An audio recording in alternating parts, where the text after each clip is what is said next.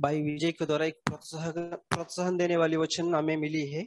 We heard an encouraging message through Brother Vijay. किस तरह परमेश्वर हमें नया वाचा की जीवन में अगुवाई करते हैं। How God leads us into the new covenant life. सो विजय ने एक रेफरेंस जो कहता है Matthew 5:20।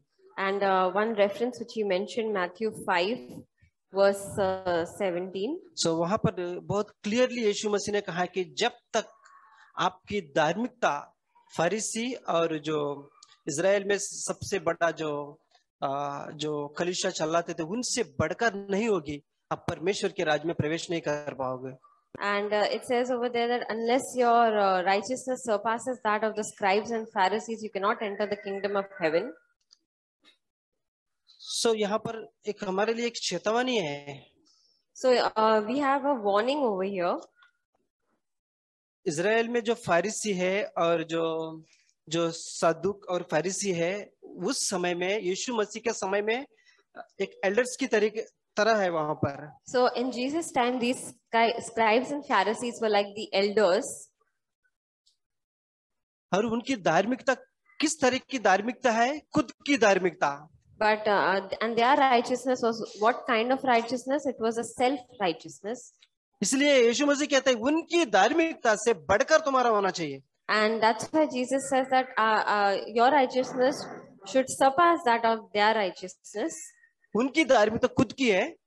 Their righteousness is a self-righteousness. और उसकी धार्मिकता से बढ़कर तुम्हारा धार्मिकता होना चाहिए। And your righteousness should exceed their righteousness. जैसे कि एक छोटा सा कलीसिया में एक भाई बहन नया आती है और वो इतना दीन बनते हैं, प्रभु की अनुग्रह के में दीन बनती है, और हम कह सकते हैं कि अरे ये फरीसी और सद्दुक उनसे भी बढ़कर इनकी धार्मिकता। And like if when a new brother comes into the church, he's so humble, and then we look at him and we say that how can his righteousness be more than that of the scribes and Pharisees? Brothers and sisters, जब यूहन्ना जब आया था यीशु मसीह की गवाही देने के लिए, when John the Baptist came to testify about Jesus, Matthew 3:7 में लिखा है, Matthew 3:7, जब यूहन्ना जो बपतिस्मा देते समय वहां पर बहुत फारिसी और सद्दुक लोग वहां पर बपतिस्मा लेने के लिए आते थे। And many Pharisees and Sadducees came to him for taking baptism. और ये फारिसी और सद्दुक ये सभी लोग इजराइल में सबसे हाईएस्ट पोजीशन में है, स्थान में है। And these Pharisees and Sadducees were like one of the highest positions in Israel. इसलिए फारिसी लोग हमेशा यीशु मसीह के सामने वाद विवाद करते थे। That's why the Pharisees would always try to have a debate with Jesus. वो सब जानते हैं, मोशे की सारी नियम सारी चीज जानते थे फरीसी लोग। They knew all the law of Moses. और ये यीशु के सामने आते थे, वो लोग हमेशा वाद विवाद करने लगते थे। And they would always come before Jesus to argue और with him. यूहन्ना बपतिस्मा देते समय ये भी लोग आए थे, फरीसी और सद्दुक लोग वहां पर आए थे। And when John the Baptist was baptizing, even then these people came. और जानते हैं उनकी बपतिस्मा देने से पहले यूहन्ना ने क्या कहा? And what did John the Baptist say before when they came? हे सर्प की संतान, You brood of vipers. एक बार सोचो, उस समय इजराइल में सबसे बड़े हाईएस्ट पोजीशन में है दो फारिसी सद्दुक, उनको यूहन्ना ने क्या कहा? सर्प की संतान। And just think about this, that those people who were at that time in Israel were at the highest position. What did John the Baptist call them? Brood of vipers. क्यों? But why?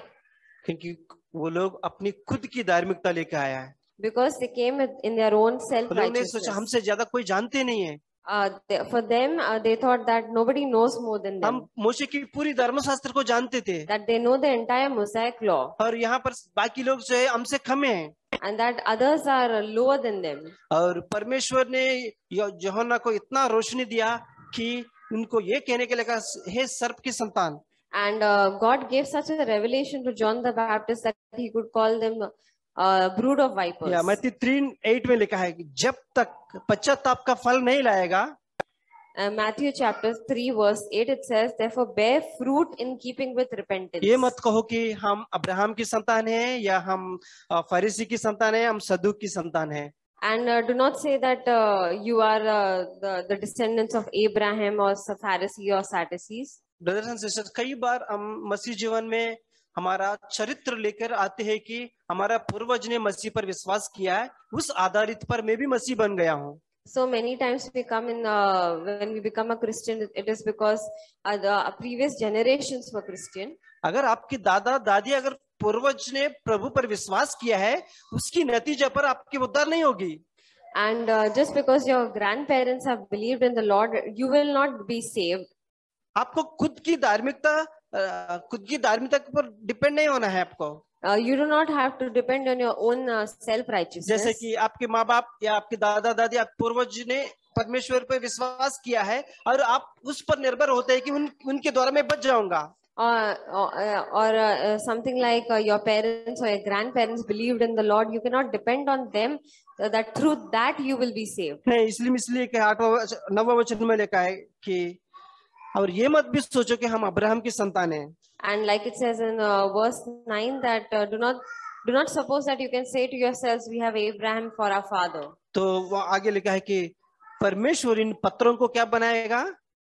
And what does it say ahead, that what God can Abraham को संतान को खड़ा कर देगा। that from these stones God is able to raise up children तो to परमेश्वर Abraham. हमें प्रोत्साहन करता है कि हमारे अंदर कोई भी चीज का घमंड नहीं होना चाहिए। So God encourages us that we should not be proud about anything. या कई बार हम एक ऐसा नाम रखते हैं, मसीह बाइबल का नाम रखते भी हम घमंड करते हैं।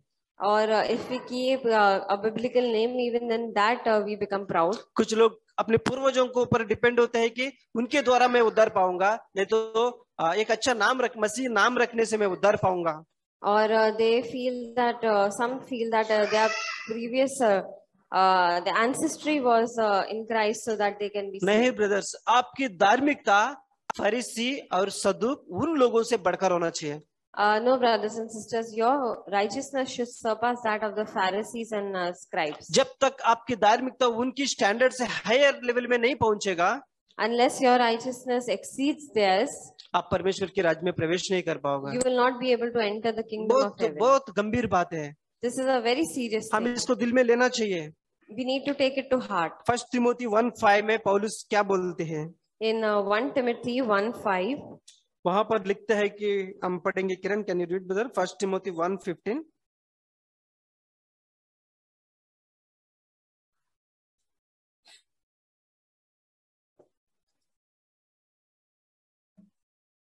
First Timothy 1:15। बात सच और हर प्रकार से मानने के योग्य है कि मसीह यीशु पापियों का उद्धार करने के लिए जगत में आया, जिसमें सबसे बड़ा मैं हूँ। देखो पौलुस क्या कहते हैं, देखो what does Apostle Paul say over here in verse 15? ये बात है विश्वास करने के लिए योग्य है। That it is a trustworthy statement. वो क्या बात है? And what is this? मसीह यीशु आपके लिए और मेरे लिए उद्धार करने आया। That Jesus Christ came into the world to save sinners. आप और मुझे बचाने आया। That he came to save you and और me. ये बात भरोसा रखने के लिए योग्य है। And this is a trustworthy statement. और उसमें से पौलुस क्या कहता है कि And what- उनमें से सबसे मुख्य पापी कौन हूँ? मैं ही हूँ। And what does Apostle Paul say, that amongst the sinners he is the foremost. मैं इसको बहुत गंभीरता से लेता हूँ। कई बार मसीह में आने के बाद हम कबूल करता है मैं पाप किया हूँ, लेकिन कुछ दिनों के बाद कहता है कि मैं पवित्र बन गया हूँ। I take this very seriously, because when we come to Christ we say we are sinner, but later on we say that I'm holy. पौलुस क्या कहता है? मैं एक समय में था, मैं पापी था, ऐसा नहीं कह रहा है। मैं अभी भी क्या हूँ? पापियों में पहले व्यक्ति हूँ मैं। So what does Apostle Paul say? Not that he was a sinner, but that even today that he is a sinner and he is foremost of the sinners.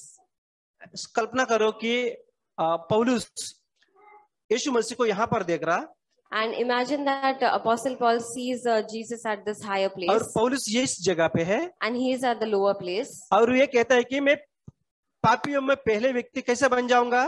and he says that he becomes the foremost amongst the sinners. तो हर दिन वो प्रभु यीशु के करीब आते हैं, That is by coming closer to Jesus और every प्रभु day, यीशु की रोशनी में अपने आप को देखते हैं, and seeing himself in the light of और Jesus, उसको पता चलता है उसकी कमजोरी क्या है, and he comes to know his weaknesses, और वापस दूसरे दिन प्रभु यीशु के पास आते हैं, and again the next day he comes to और Jesus, यीशु मसीह का उच्च और स्तर ऊंचा है, and the position of Jesus is even more higher. और पौलुस दूसरे दिन वापस प्रभु के करीब इस तरह आते हैं, And again the next day he तो grows वापस closer to और एक दिन Jesus. प्रभु यीशु का स्तर और ऊंचा है. And again the position of Jesus gets तो higher. पौलुस हर दिन क्या करते हैं, प्रभु यीशु के करीब से अपने आप को पहचान करते हैं. So every day what happens, every day Apostle Paul is getting closer and closer to Jesus. तब हम कह पाओगे कि मैं भी पापियों में कौन हूँ, पहले व्यक्ति बनूंगा. And that's how we recognize that he is the foremost of sinners. विजय ने कहा कि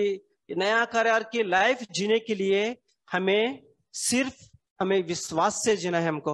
And as brother Vijay said that the new covenant life can be lived through faith. और ये कौन करेगा? मैं, परमेश्वर हमारे जीवन में करेगा. And who will do that? God will do that in our वचन में lives. लिखा है कि जो धर्मशास्त्र नहीं कर पाया उसने किसने पूरा किया है? परमेश्वर ने पूरा किया है. And what does God's word say? That what the law could not accomplish, God has accomplished. या धर्मशास्त्र हमें ठीक नहीं कर पाया, The law could not rectify us. तो किसने हमारे जीवन में बदलाव लाया अभी? So who brought that change in our lives? परमेश्वर.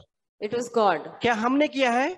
Did we do it? अगर हमने किया है तो हमारा खुद की धार्मिकता है. If we have done it, it is our own righteousness. अगर हमारी धार्मिकता खुद की है, If it is our own righteousness, तो यीशु मसीह ने कहा कि आपकी धार्मिकता फरीसी और सद्दूक से भी ऊंचा होना चाहिए. and if it is so, then Jesus says, then your righteousness should be more than that of the Pharisees. तब आप परमेश्वर के राज्य में प्रवेश Then करोगे. you will enter the kingdom of heaven. Brothers and sisters, नया करार की जीवन जीना असंभव की बात है, लेकिन जब पवित्र आत्मा अगर आपके पास नहीं है तो Brothers and sisters, it is impossible to live the new covenant life if you don't have the Holy Spirit. इसलिए प्रभु यीशु ने बोला कि मैं जा रहा हूँ, That's why Jesus said that I मेरा am going, जाना भी अच्छा है तुम्हारे लिए. that my going is good for you. वहां पर लोग सोचेंगे प्रभु आप कहाँ जा रहे हैं मैं छोड़ के? And they must be thinking, Lord, where are you going? 3.5 साल आपने अपने संभाला अच्छी तरह से, 3.5 years you have अभी been अचानक आप with कैसे us. जाएंगे? Now how can you go away? यीशु मसीह कहते हैं मेरा जाना तुम्हारे लिए भलाई है. But Jesus says, my going is good for you. क्यों भलाई है? Why is it so? मैं ये एक सहायक भेजने वाला हूँ, Because I will send you a helper. मैं एक हेल्पर भेजने वाला हूँ. I will send you a helper. वो जिस तरह मुझे मदद किया है वो हर एक भाई बहन को हेल्प करेगी. Just as he has helped me, he will help every brother and sister. Brothers and sister, हमारे साथ पवित्र आत्मा है और Brothers and sisters, we have the Holy Spirit with us. वचन में लिखा है कि मैं अनाथ की नहीं छोड़ा आपको. God's word says that I will not leave you as orphans. Just road में अब रास्ते में आते समय कोई अनाथ बच्चा देखो कि वो लोग ऐसा खाने के लिए तड़पते हैं. Just as you see on the roadside, these orphan children, they're deprived for food. आजकल गवर्नमेंट ऐसे भी एक नियम रखा है कि उनको भी पैसा नहीं देना है, उनको भी डिजिटल करना है. And the government has made even nowadays such a rule that even to them you need to pay. मैं सोचो digitally. एक बेगर के पास मोबाइल नहीं है, एक कुछ एप्स नहीं है, वो कैसा डिजिटल पैसा मांग सकते हैं भिखारी के रूप में. And I was thinking that this beggar does not have a mobile, does not have anything. Then how will you give him money digitally? Brothers, हम नियम पे नहीं रहना है हमको. Brothers and sisters, we do not have to live by law. जैसे government नियम बनाती है, उनको डिजिटल पेमेंट हो सकते है तो करो, नहीं तो कार में या जाते समय या खाना या बॉटल्स या वाटर बॉटल रोटी सब चाहिए तो दो उनको, लेकिन पैसा मत दो. So, like the government says that you pay the beggars digitally or provide them with food or water or something. आप अगर नियम के तौर पर नियम के लेवल पे जीना चाहेंगे, आप कभी भी किसी को मदद नहीं कर पाओगे. If you try to live at the level of the law, you will not be able to help anyone. हमें अनुग्रह से जीना है. We have to live by grace. हमें अनुग्रह से जीना है. We have to live by हमें grace. लोगों को ऊपर अनुग्रह करना है. We have to show grace towards मुझे others. लोगों को ऊपर अनुग्रह दिखाना है. We need to be graceful towards ये मेरी others. ताकत से बिल्कुल नहीं होगी. This will not happen in our own ये मेरे strength. जीवन से परमेश्वर खुद करेगा. This God will do through my ये life. है नया करार की जीवन. That is the new covenant life. Praise the Lord. Praise God. Some days before, I was not well. At night, I was having, I was not well. So I called Mama. We two both prayed. Then at morning, I felt well. I thank God for that. और कुछ दिन पहले मैं बीमार पड़ गई थी पिछले सप्ताह, और मैंने अपनी मम्मी से बताया और हमने मिलकर प्रार्थना किया. प्रभु ने मुझे चंगा किया. इसके लिए धन्यवाद करती हूँ. Entering into the kingdom of God with a new covenant. और आज का जो हमारा शीर्षक था कि हम नई वाचा के उस जीवन में प्रवेश करें। So first we need to understand what is the new covenant. सबसे पहले हमें समझने की आवश्यकता है कि नई वाचा क्या है। I try to make the long story short. I will read from John 13, verse 34 and 35. Brother, आप पढ़िए। और मैं आपको छोटी सी शब्दों में कुछ शब्दों में मैं बताना चाहता हूँ। हम पढ़ेंगे यूहन्ना अध्याय 13। लंबी कहानी को छोटा करके बता रहा हूँ। Okay, go ahead. Verse 13 verse 34 35. यूहन्ना अध्याय 13 वचन 34 और 35। मैं तुम्हें एक नई आज्ञा देता हूँ कि एक दूसरे से प्रेम रखो। जैसा मैंने तुमसे प्रेम रखा है वैसे ही तुम भी एक दूसरे से प्रेम रखो। यदि आपस में प्रेम रखोगे तो इसी से सब जानेंगे कि तुम मेरे चेले हो। So by this you will know that you are my disciples. Your God says to love one another as I loved you. और यहाँ पर हम वचन में पढ़ते हैं कि इसी से लोग जानेंगे कि तुम मेरे चेले हो कि जब तुम आपस में एक दूसरे से प्रेम रखोगे। So the new covenant is speaking about love. तो नई वाचा जो है वो प्रेम के विषय में बात करता है। Okay, now to inherit the kingdom of God, we will read from Romans 8 onwards 12, because we have two types of bodies. One body is the body of dust, of flesh, and one body is a body of spirit that is of God. तो अब हम देखेंगे कैसे हम उस नई वाचा के जीवन में प्रवेश कर सकते हैं। हम यहाँ पर रोमियो के अध्याय 8 से पढ़ते हैं, क्योंकि यहाँ पर हमारे रोमियो 8 verse 12 to 13. और हम रोमियो अध्याय 8 के वचन 12 और 13 तक पढ़ते हैं, जहां पर हम शरीर के विषय में देखते हैं एक जो मिट्टी से बना हुआ है। इसलिए हे भाइयों, हम शरीर के कर्जदार नहीं कि शरीर के अनुसार दिन काटे, क्योंकि यदि तुम शरीर के अनुसार दिन काटोगे तो मरोगे, यदि आत्मा से देह की क्रियाओं को मारोगे तो जीवित रहोगे। So these are the two bodies where it speaks about the first body of dust, that is Adam. If we live according to that, we shall die. But the second body that speaks about the spirit, the spiritual body, that which God has given us, will inherit His kingdom. और हम यहाँ पर दो देह के विषय में बात कर रहे हैं, जहां पर पहली देह है जो एक शारीरिक है, जो मिट्टी और मिट्टी से बनी हुई है, जो आदम से आई है, और इसके अनुसार यदि हम जिएंगे तो हम मरेंगे। परंतु दूसरी जो हमारी देह है वो आत्मा के द्वारा हम पाते हैं, और यदि इसके अनुसार हम जिएंगे। So the more important is that we need to know that what kind of a body are we living in. तो हमारे लिए जरूरी है यह बात को जानना कि हम किस प्रकार की देह में जीवन बिता रहे हैं। This is a spiritual body without sin, or is it a fleshly body with sin? कि क्या यह एक आत्मिक देह है जो पाप के बिना है, या फिर यह एक शारीरिक मिट्टी से बनी देह है जो पाप के साथ है। Because I will differ this into two categories that shows in Ezekiel 18. Brother, Ezekiel 18 verse 21 पढ़िए। और इसे मैं दो भागों में बांटना चाहता हूँ। हम यहेजकेल की पुस्तक अध्याय 18, which was brother? Verse chapter 18 verse 21. और उसके 21वें वचन से हम पढ़ते हैं, यहेजकेल अध्याय 18 वचन 21। परंतु यदि दुष्ट जन अपने सब पापों से फिरकर मेरी सब विधियों का पालन करे और न्याय और धर्म के काम करे तो वह न मरेगा वरन जीवित ही रहेगा। This is when we put our fleshly body to death. और यह हमारे शारीरिक देह के विषय में यहाँ पर वचन हमसे बात करता है। But what happens when we put a spiritual body to death? That is in same chapter verse 24. और लेकिन तब क्या होगा जब हम हमारे आत्मिक देह को हम उसको मरने के लिए देते हैं। हम उसी अध्याय के वचन 24 में पढ़ते हैं, परंतु जब धर्मी अपने धर्म से फिरकर टेढ़े काम वरन दुष्ट के सब घृणित कामों के अनुसार करने लगे तो क्या वह जीवित रहेगा? जितने धर्म के काम उसने किए हो उनमें से किसी का स्मरण न किया जाएगा। जो विश्वासघात और पाप उसने किया हो उसके कारण वह मर जाएगा। So these are the difference now. Even if we are living in sin, but when we put our sinful body to death, according to Ezekiel 18 verse 21, it says we shall live. और यहाँ पर हम देखते हैं कि भले ही हमारी जो देह है वह शारीरिक है और पाप से भरी हुई है, लेकिन यदि हम उस देह को मरने के लिए देते हैं तो हम जैसे यहेजकेल अध्याय 18 के वचन 21 में देखते हैं कि फिर भी हम जीवित रहेंगे।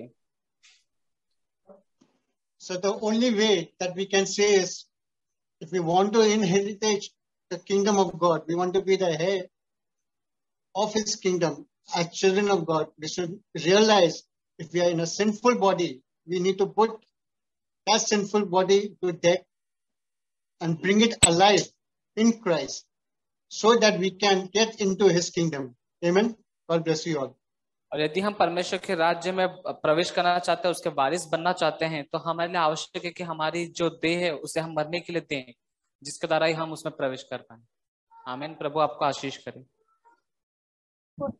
मैथ्यू 9:27-28 वहां पे चलेगा। ये ऐसा था, यहाँ का सिचुएशन ऐसा लिखा है, 2 अंधे आदमी हैं, जब यीशु उस रास्ता से गुजरता है और वो दोनों ये कहता है, हे दाऊद की संतान हम पर दया करो।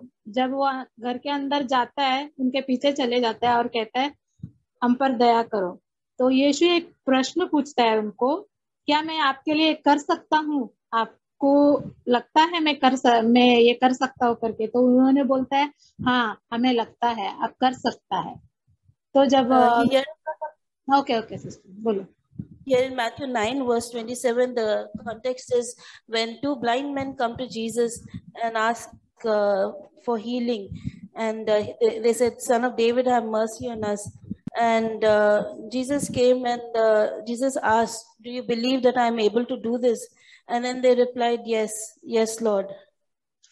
हाँ, तो मुझे मेरा अंदर ऐसा हुआ था, हाँ यीशु ही कर सकता है, क्योंकि वो पूरा धर्मशास्त्र या उसको बदलकर अपने में हमारे लिए पूरा कर दिया है। वो ही हमारा आंखें को खोल सकते हैं। हमें ये विश्वास रखना है, क्योंकि जो भी हमारा परिस्थिति है, जितने भी हम परिस्थिति से जाए, तो हमारा अंदर परमेश्वर ये विश्वास डालता है, सिर्फ यीशु मसीह ही कर सकता है। So it came to my mind that yes, if anyone can do it, it is the Lord Jesus Himself, because Jesus fulfilled the entire law and the prophets in His body, and so if anyone can help us in live a life according to what God wants us to live, it's only Jesus, and only Jesus can do it. क्योंकि Bible बोलता है परमेश्वर न्यायी भी है और प्रेमी भी है, तो न्याय के तरह उसने सजा भी दे दी अपना पुत्र को, और प्रेमी की तरह हम पापियों को भी बचा लिया है। तो because the God is just and He is loving, and being just, He made His son, His own son, take the whole punishment of our sin, and because of His love, He made a way that we can get back to Him. तो मुझे ऐसा लगा था यीशु मसीह ही हमारे लिए guide की तरह है, तो हम कभी भी उनको देखेंगे, हर प्रश्न का, हर परिस्थिति का जवाब उसमें है। So Jesus is our example. So whenever we look at Jesus, we get all our answers, and all our questions are answered in Jesus. क्योंकि परमेश्वर भजन संहिता 119 और 1780 में ऐसा लिखा है, मेरे आंखों को खोलो ताकि तेरा धर्मशास्त्र में मैं उन बातों को, आश्चर्य बातों को देख पाऊं।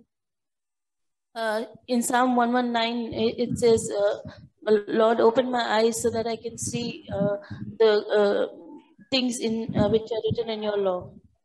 मैं इस जगह में यही सोचती हूँ, मेरे लिए मैं उस अंधे की व्यक्ति की समान हूँ हमेशा। मैं और मैं इस तरीके से जाना चाहती हूँ उस अंधे के समान, प्रभु मुझ पर दया करो, ताकि मैं आप में वो गुप्त बातों को जो अभी तक हम देख नहीं पाया है, मैं देख नहीं पा रही हूँ, तो उन बातों को मैं देखूं और मैं आपकी तरह रोशनी में और आपके करीब बढ़ सकूं। तो thank you. I also consider myself like those blind men, and I also desire to see. And I pray.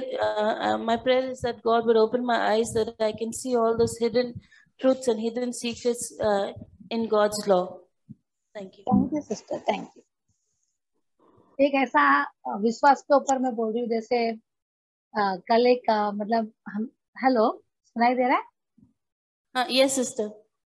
तो मैं मेरी एक फ्रेंड की क्लोज शादी थी, मैं गई थी उनकी लड़की की शादी में। There was a wedding in among our friends, someone very close to us, तो मेरे हाँ बोलो बोलो sister. and we went for that wedding. तो मेरे परिवार सब लोग थे, मेरे सिस्टर थी और मेरे दूसरे भी रिश्तेदार थे साथ में, जो हम लोग के नेबर, तो हम सब तीनों बहन लोग वगैरह फैमिली गए। So we all went for that wedding. My sister's family and me, we all went to attend that wedding. तो जब खाना खा रहे थे, कुछ डिश आया, 2 डिश आया, एक चिकन का था और एक मटन का था। And when we went to have the food, there were 2 dishes. One was a chicken dish and one was mutton preparation. तो मैंने मटन खाया। And I had mutton. मेरे जो रिश्तेदार थे उन्होंने, एक जन ने चिकन खाया। And the one who was with me, they had chicken. मेरी सिस्टर ने चिकन खाया, एक मेरी सिस्टर थी, उसने चिकन खाया उसने। And my sister had chicken. तो जैसा मैं सोचा, चलो मैं दिख तो बहुत अच्छा रहा है डिश, तो ना मैं ले लूं। So I also, yeah, that is looking very delicious. So I also had chicken. जैसा मैं टच करने गई, मेरी सिस्टर बोला मत लेना, बहुत गंदा टेस्ट है, बहुत हॉरिबल है, वो बहुत करंट आया है, तो मत खाना। And as I was about to serve myself, my sister said, no, don't take it. It's not tasting good at all. और कुछ उसमें कुछ एसेंस था, बहुत स्मेल स्ट्रांग था, तो मैं नहीं ले सकती हूँ, तो उसने बोला मत लो। So she was, her sister told the sister Hira not to take. तो मुझे ये जो मैं बोल रही हूँ, ये मुझे यहाँ पे दिखा रहा है, जैसे काफी चीजें प्रभु हमें बोलता है। जैसा मुझे इतना ये लगा कि मैं लेके मैंने हाथ को ऐसा रख दिया, लाइक मैंने टच नहीं किया, क्योंकि मेरे को उधर विश्वास हुआ कि मेरी सिस्टर जो बोल रही है वो सच बोल रही है, वहाँ विश्वास का था।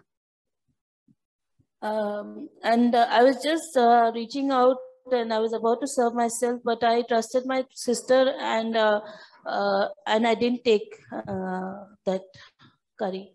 हाँ, देन फिर क्या हो गया, जब खाना खत्म हो गया, वहाँ पे पान सर्व हो रहा था, पान, मीठा पान। आई लाइक मीठा पान, जब खाने के बाद लेते।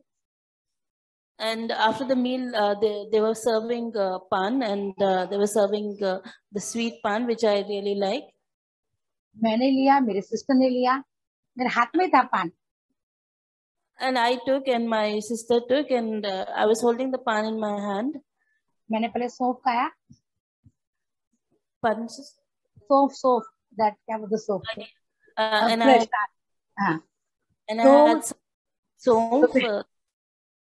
तो वहां पे भी मेरे सिस्टर ने पहले पान खाया, बोला ओ पूरा फेंक दिया, बोला वो horrible taste, horrible taste. And at the pan also, my sister was the one to first taste it, and then she spat out the whole thing, saying that it was really terrible. तो मैंने वो जो मेरा पान था हाथ में था, मैंने जाके वो बंदे को रिटर्न किया, बोला ये मेरे को नहीं चाहिए पान। बोला नहीं, बोला नहीं, क्योंकि there also like showing like I trust my sister. So I was holding the pan in my hand, and I went and gave it back to the person serving, and I said I don't want it because I trusted my sister.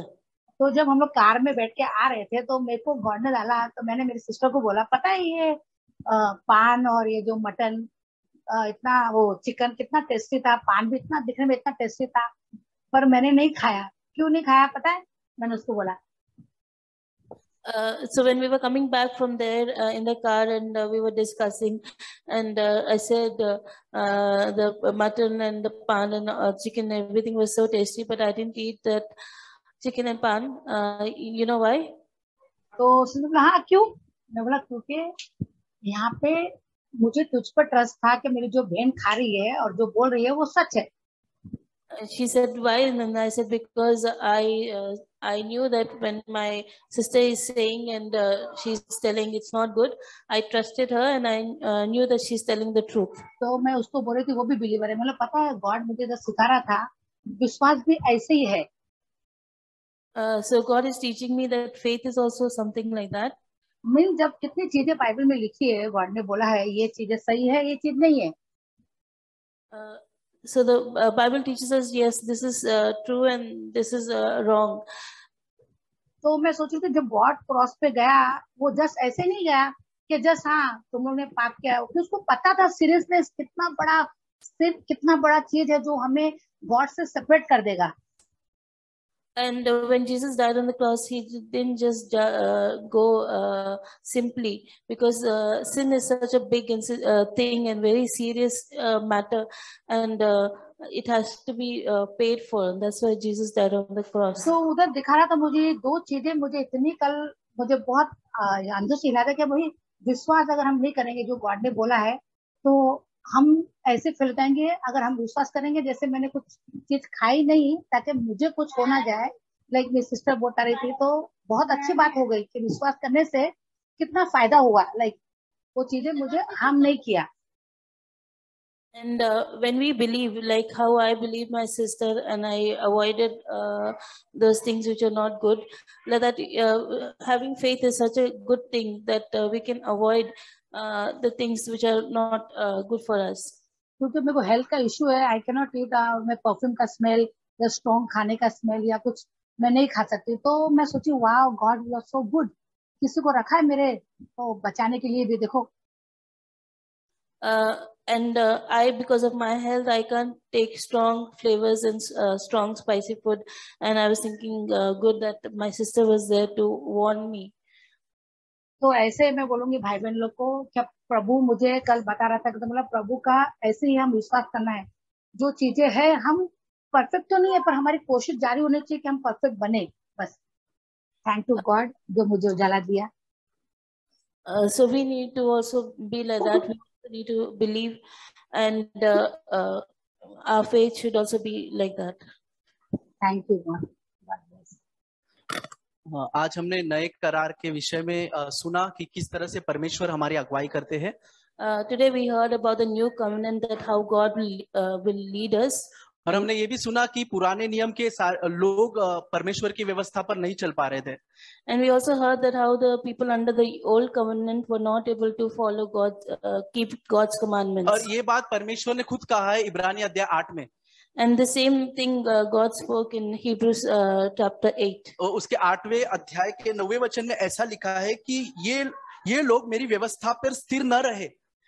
And it says in Hebrews chapter 8 verse 9 that these people were not able to stand on my commandments. इसलिए मैंने इनकी सुधि नहीं ली.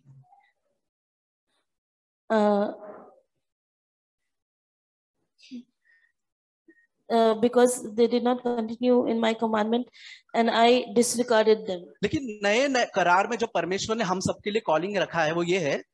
And the new covenant that God has kept for us, the calling that is there for us, it is this. हमने बहुत बार ये बारे सुना है इसके बारे में. And we've heard this many times. कि परमेश्वर यहाँ कहता है मैं अपनी व्यवस्था तुम्हारे हृदय में डालूंगा. And here God says that I will put my commandment in your heart. मैं उसे तुम्हारे हृदय में लिखूंगा. And I will write it on your heart. और मैं तुम्हारा परमेश्वर ठहरूंगा. And I will be your God. सिर्फ पुराने नियम में वो लोग इसलिए नहीं कर पाए क्योंकि वो उनको करना था.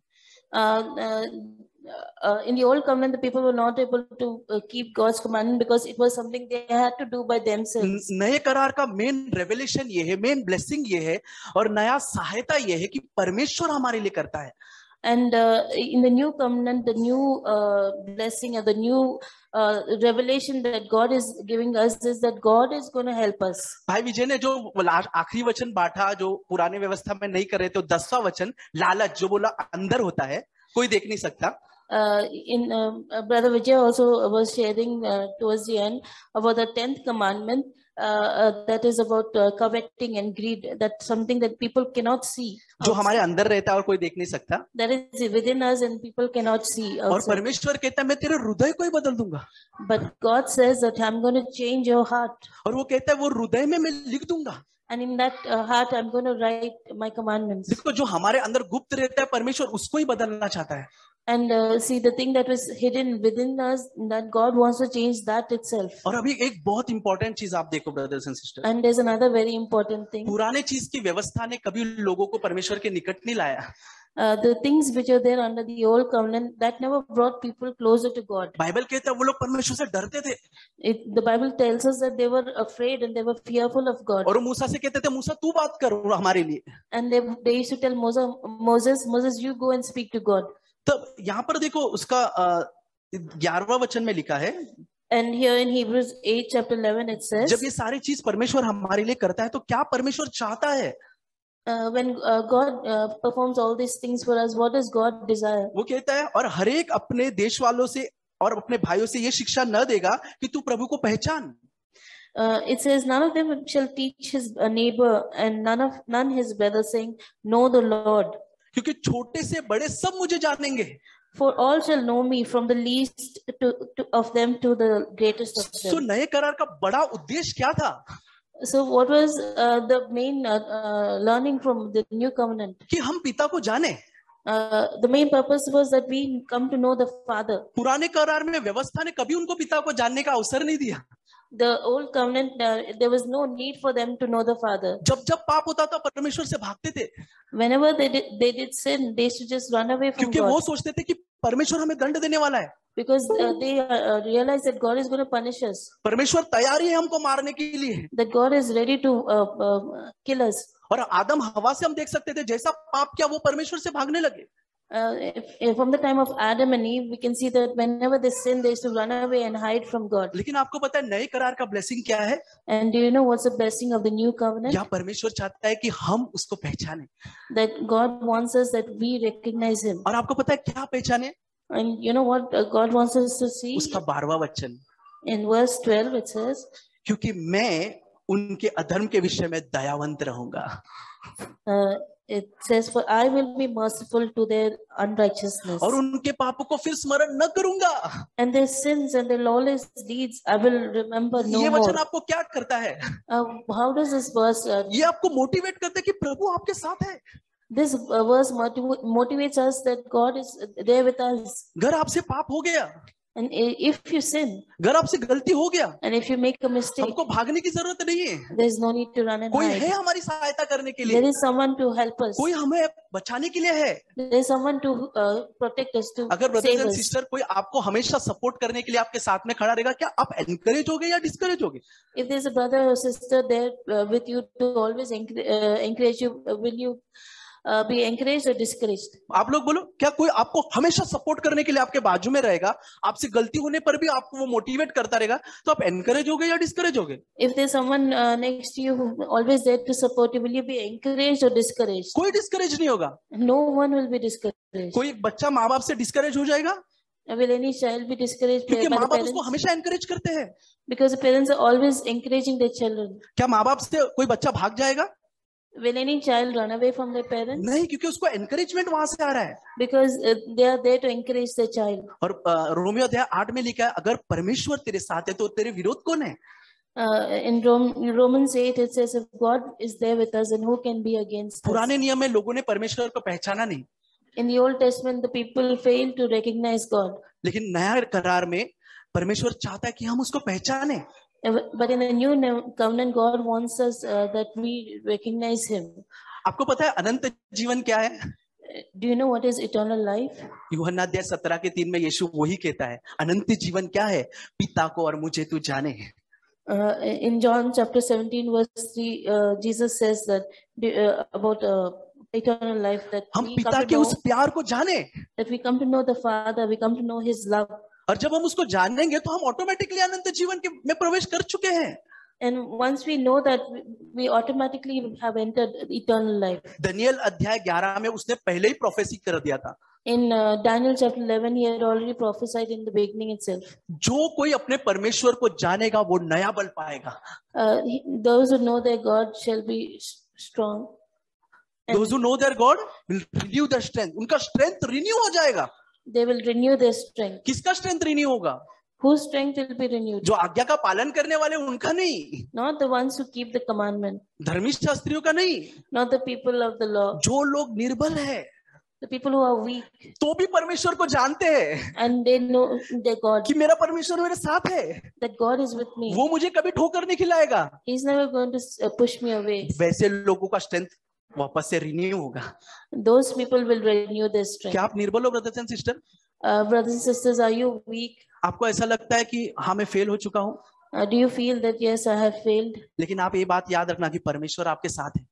Brothers and sisters, remember that God is there with you. हर समय आपका स्ट्रेंथ बढ़ता जाएगा. That every time God is going to increase your आप नीचे strength. की तरफ नहीं ऊपर की तरफ जाते जाओगे. You will not be going downward, but you will be going upward. आप जिस तरह से अपने आप को देखता है परमेश्वर ऐसे आपको नहीं देखता. The way you look at yourself, God doesn't look at you like that. क्योंकि जब कभी परमेश्वर आपको देखता है वो आपके अंदर यीशु को देखता है. Because whenever God looks at you, He looks at you as if you are क्योंकि Jesus. यीशु ने अपना लहू देकर हम सबको मोल लिया है. Because Jesus shed His blood and redeemed us. हमारा कॉलिंग एक साधारण कॉलिंग नहीं है. Our calling is not an ordinary Yeshu calling. ने अपना लहू देकर हम सबको मोल लिया है. Jesus paid with His blood and redeemed वो us. ये बात को दर्शाता है कि परमेश्वर हम सबसे कितना प्यार करता है. It shows how much God loves each one of us. अब मुझे बताओ कोई व्यक्ति आपसे इतना प्यार करता है Just imagine if there's a person who loves you so much और आपको सपोर्ट करता है हमेशा आगे बढ़ने के लिए. and he is always supporting you to move ahead. क्या ये बर्डन होगा? Will that be a burden? एक व्यक्ति के लिए भी बर्डन लगेगा ये चीज? Will it be a burden for anyone? नहीं, मैं तो नहीं विश्वास करता. I don't think so. क्योंकि परमेश्वर ही हमको सपोर्ट कर रहा है. Because God Himself is supporting us. परमेश्वर ही हमको आगे बढ़ा रहा है. God Himself is going to वही take us हमको ahead. एनकरेज कर रहा है. He is encouraging पौलुस us. यही कहता है कि जिसने मुझ में काम शुरू किया वही पूरा करेगा. And Paul says that he who began the तो good कौन work in डिस्करेज us, होगा? He will complete it. कौन डिस्करेज होगा? So who will be discouraged? हम कभी डिस्करेज नहीं हो सकते. We will never be क्योंकि discouraged. हमारा सपोर्ट परमेश्वर है. Because God is our support. परमेश्वर हमारी सहायता करने के लिए तैयार है. Because God Himself is there to help us. लेकिन अगर हम खुद भाग गए, And if we ourselves run away, हमको प्रभु की सहायता की जरूरत नहीं रहेगी. and we feel that God doesn't, हमारे अंदर अविश्वास आएगा. we don't need God's help, and we become unbelievers. ये चीज सिर्फ हमको प्रभु से दूर लेके जा सकता है. Only this can keep us away Bible from कहता God. है अविश्वास हमें जीवते परमेश्वर से दूर लेके जाएगा. Our disbelief will keep us हमारा away पाप from हमको God, परमेश्वर से दूर नहीं लेके जाएगा. not our sin. क्योंकि यीशु पापियों के लिए आया है. Because Jesus came for sinners. आमीन. तो परमेश्वर हमारी सहायता करने के लिए हमेशा तैयार है. So God is there to always help हमें us. सपोर्ट करने के लिए हमेशा तैयार है. To support us, God is always there. इसीलिए जब हम भी कुछ करते हैं परमेश्वर के लिए, So when we also do something for वो कोई God, कानून और नियम नहीं होता. that will not be a rule or law. It will be out of love. वो प्यार से होगा. It will be out of love. हाँ, वो प्यार से होगा. इसके लिए यीशु कहता है जिसके ज्यादा पाप क्षमा हुए वो मुझसे ज्यादा प्यार करेगा. So Jesus said, "He who has been forgiven more will love तो more." क्या आपके बाद ज्यादा पाप क्षमा हुए? Have you been forgiven much? पौलुस कहता है मैं सबसे बड़ा पापी था, जैसे भाई ने कहा. Paul says that I'm the chief of sinners. उसको पता है उसके सबसे ज्यादा पाप क्षमा हुए. Because Paul knows that he's been forgiven मैं भी most बिलीव of his करता हूँ कि मैं भी बड़ा पापी हूँ. Even I've been forgiven most of all of इसके my लिए sins. मैं भी प्रभु से ज्यादा प्यार करूंगा. That's why I will also और मैं पीछे love नहीं God हटूंगा. more. And I will not क्योंकि मुझे step back. सामर्थ्य देने वाला परमेश्वर हमारे साथ है. Because God is there to support me.